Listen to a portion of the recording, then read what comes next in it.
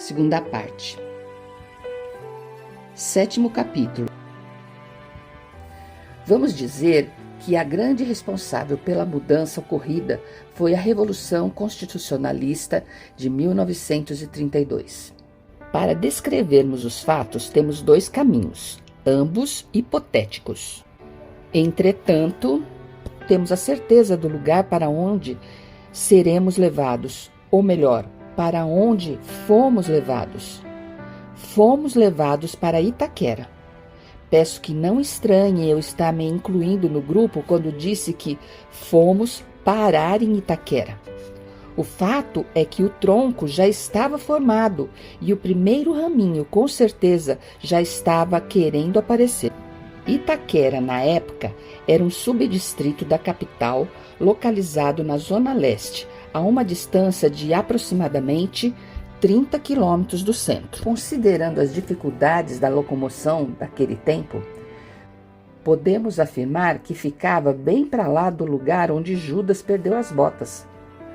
Dentro de uma área não muito acidentada, mas coberta de mato rasteiro de um lado e do outro mata cerrada. O pouco que ainda restava da Mata Atlântica. Avaliada a área urbana, não possuía nada para ser dito que existia um mínimo de qualidade de vida para seus moradores. Não possuía água tratada, esgoto todo a céu aberto e luz de vela ou de lampião a querosene. Não existia luz elétrica. O atendimento médico e de pronto-socorro era feito numa pequena farmácia lá existente. O meio de transporte para as pessoas que lá moravam e que vinham diariamente trabalhar no centro de São Paulo era trem de ferro.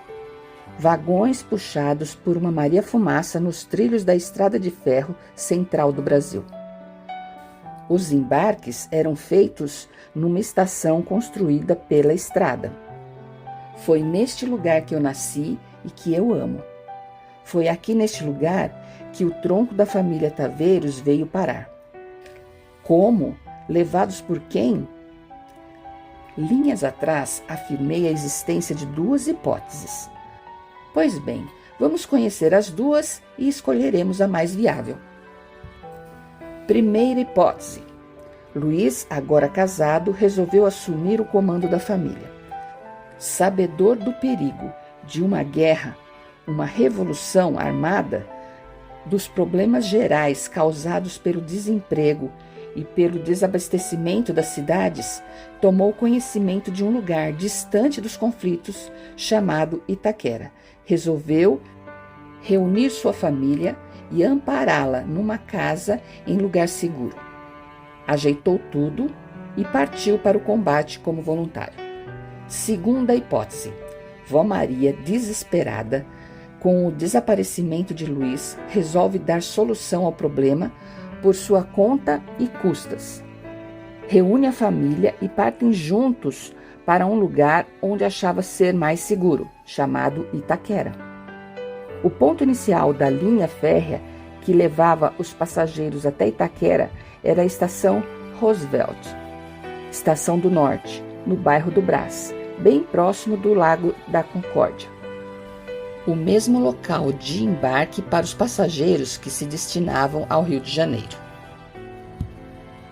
As composições que levavam os passageiros que viviam e moravam nos vilarejos que se desenvolveram ao longo da estrada, ao redor da estação construída pela própria empresa, faziam paradas para embarque e desembarque nas várias estações existentes. Algumas das estações nunca ganharam nomes próprios, eram conhecidas por quarta parada, quinta parada. Com Itaquera foi diferente. Seria oitava parada, mas ao invés disso ficou sendo Estação Itaquera. O passageiro que, vindo do centro de São Paulo, desembarcasse na Estação Itaquera, encontrava, após caminhar pela plataforma, uma passagem de nível. Uma estrada de terra que cruzava os trilhos sem nenhuma cancela de proteção. Neste ponto, ele escolheria ir para a direita ou para a esquerda. Para a esquerda, encontraria um pequeno núcleo comercial. Para a direita, uma longa estrada, que ganhou o nome de Avenida Antônio Mastrocola. O caminho da direita foi o escolhido por quem resolveu se refugiar em Itaquera para proteger sua família. Nessa direção, andando mais ou menos 3 quilômetros, encontrou o abrigo procurado. Uma pequena casa de telha vã, sem forro, sem água e sem reboco, no meio de um quintal forrado de puro mato. Tudo muito bonito e agradável, como diria minha mãe alguns tempos depois. Foi naquela casinha, escondido no mato, que minha mãe enfrentou sua primeira gestação. Viviam juntos vó Maria, minha mãe, gestante, Geraldo e Margarida, que às vezes aparecia. Foi nesse tempo que conheceram o casal Antônio Mastrocola e sua esposa, Dona Joaquina, gente da melhor espécie, queridos. Com o passar do tempo, se tornaram compadres. Não sei se eram italianos ou apenas descendentes, mas sei que tinham mais parentes pela região e eram proprietários de algumas terras e outras propriedades. Pelo próprio nome da avenida, podemos perceber que a família foi importante no desenvolvimento do subdistrito. Vó Maria era obrigada a viajar para o centro diariamente para trabalhar. Como usava fogão a lenha para cozinhar, Geraldo, molecote, minha mãe e Dona Joaquina, que empunhavam uma foice, andavam pelas matinhas da redondeza, lenhando, cortando galhos de árvores, de preferência já secos, para fazer feixes, que punham na cabeça e levavam para casa, garantindo desta forma o fogo do feijão e do porquinho rasteiro, abóbora, para o almoço e o jantar da família. O ano de 1932 já estava no fim. Já se tinha notícias que a Revolução acabara, com a rendição dos paulistas e vitória dos gaúchos. O soldado revolucionário e voluntário não aparecia. Minha mãe, já bem gordinha, juntou suas tralhas e partiu para o centro à procura de seu marido. Não sei como aconteceu, mas o certo é que ficou sabendo que ele estava bem de saúde. Havia sido preso junto com o pelotão que pertencia e estava aguardando os desfechos finais para voltar para casa. A prisão, pelo que parece, foi feita no presídio Maria Zélia, um prédio adaptado para prender presos políticos, onde tinham um excelente tratamento. Minha mãe voltou para casa e ficou aguardando a chegada do soldado vencido. Demorou um pouco, mas chegou. Neste ponto começou a vida nova na casinha dos sonhos, todos juntos, apertados, porém felizes. Neste ambiente bucólico, ao som do cantar dos galos, dos pássaros, do mugir dos bois e barulho de outros bichos, nasceu o primeiro ramo de nossa querida família. O parto foi natural em casa. Minha mãe foi assistida por uma parteira curiosa que morava nos arredores. A escolha da profissional foi pelo preço que cobrava para fazer o serviço. Vó Maria estava firme ao lado para dar assistência e fez com muita competência. O primeiro taveirinho que chorou fui eu. Não vou continuar descrevendo desta forma, porque já estou chorando. Vamos continuar. Meu nome é Sérgio Taveiros Costa, brasileiro, paulistano, nascido em Itaquera no dia 28 de fevereiro de 1933. Filho de Luiz Taveiros Costa e de Elizabeth Taveiros Costa, que também assinava Dora Taveiros Costa, nome pelo qual sempre foi chamada pelos filhos, parentes e amigos.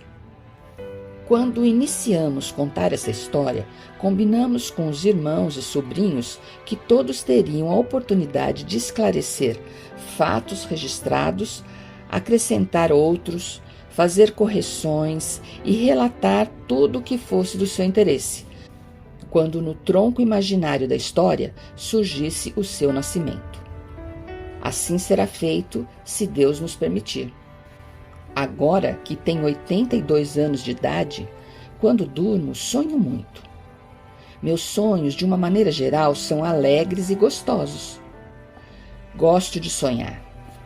Sonhar com as coisas que já passei e de uma forma especial, pelos trabalhos que já fiz, pelos lugares onde trabalhei, sempre incluindo minha família.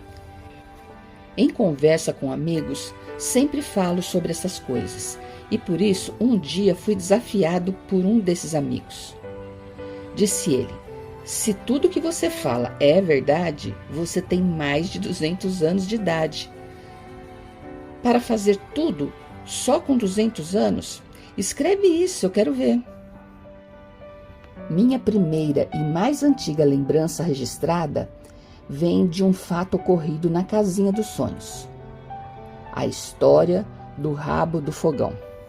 Quem conheceu ou conhece os antigos fogões a lenha deve estar lembrando que do lado onde se introduz a lenha para queimar tinha uma parte mais baixa.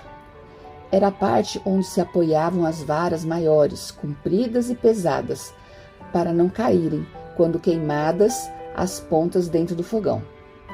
Essa parte mais baixa era chamada de rabo do fogão. Quanto maior o rabo, mais cômodo e útil seria o fogão. Vó Maria levantava às 4 horas da manhã para fazer o café e preparar sua marmita para seu almoço. Eu, que tinha mais ou menos 2 anos, levantava junto com ela. Era um ritual. Levado do colo até a cozinha, era posto sentado num pequeno banquinho ao lado do fogo, no rabo do fogão, por causa do frio. Uma manhã, quando minha avó, já com água fervente, ao despejá-la no coador para o café, sem qualquer atenção, deixou escapar a vasilha e derramou a água naquela temperatura em cima do meu braço esquerdo. Deve ter doído muito. O dia foi de pânico para todos. Eu recebi muito carinho e ganhei uma cicatriz bem grande que carrego até os dias de hoje. Em minha atual residência tem um fogão a lenha e fiz um mosaico na parede frontal, mostrando os utensílios usados para coar o café. Em nossa casa existia, não sei de onde veio, uma cadeira estilo colonial com assento de palhinha. Um dia eu fui posto sentado na cadeira, seguro nas costas por minha mãe e bateram uma foto. Minha mãe pregava que era a criança mais linda do mundo, gordinho, clarinho, com 2 olhinhos azuis. 40 anos mais tarde, quando comadre Hermínia apareceu na nossa casa em Taubaté, mostramos a foto para acender as lembranças dos tempos passados. Dona Hermínia deu um grito. Credo em cruz, como esse menino era feio, branco, com aqueles olhos azuis, gorducho, horrível. Tempos depois, contei a história para minha mãe. Ficou furiosa. Antônio Mastracola era um homem do campo forte. Tinha apelido de Totó, assim que era conhecido. Para meu pai e minha mãe, compadre Totó e sua mulher, comadre Joaquina. Seu Totó gostava de andar a cavalo. Tinha um garanhão preto lindo, tratado com carinho, de nome Solteiro. Seu Totó gostava de selar o solteiro, montá-lo e desfilar pelas ruas com todo o garbo do animal. Uma tarde, quando seu Totó desfilava com o solteiro, ao passar por uma velha porteira que dava para um pasto onde o animal costumava ficar, seu Totó resolveu parar. O cavalo não aceitou, ao comando das rédeas, e saltou. O cavaleiro, que não esperava o salto, foi ao chão. Ao cair, bateu a cabeça numa pedra, sofrendo uma fratura. Foi hospitalizado e tratado na Santa Casa de Misericórdia de São Paulo. Ficou com uma sequela que o impossibilitou a cavalgar como gostava de fazer anteriormente. As coisas em casa estavam andando bem. Com o fim da Revolução, meu pai voltou para casa, alegando que fora preso juntamente com o grupo de revolucionários. Não sei como a coisa aconteceu, mas ele agora era policial, pertencia à Guarda Civil de São Paulo.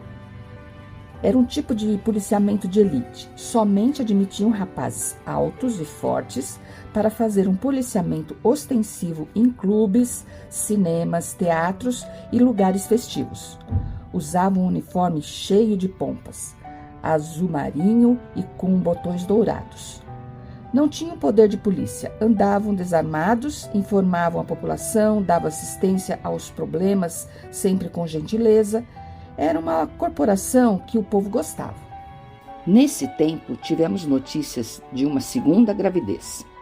Desta vez, nasceu uma menininha, bonita como todos os taveiros, ou melhor, mais bonita que todos. Era linda. Recebeu o nome de Semíramis. A casinha do sonho entrou em festa por 30 dias. Caldo de galinha e pirão com farinha de mandioca para fortalecer a mamãe e o filhote que já tinha 2 anos e meio. Muitos amigos e familiares estranharam o nome da menina. Meu pai, orgulhoso, explicava. Semíramis era o nome de uma rainha do Império Babilônico para quem o rei mandou construir o famoso Jardim Suspenso da Babilônia, uma das 7 maravilhas do mundo. A menina, para nós, sempre foi uma rainha.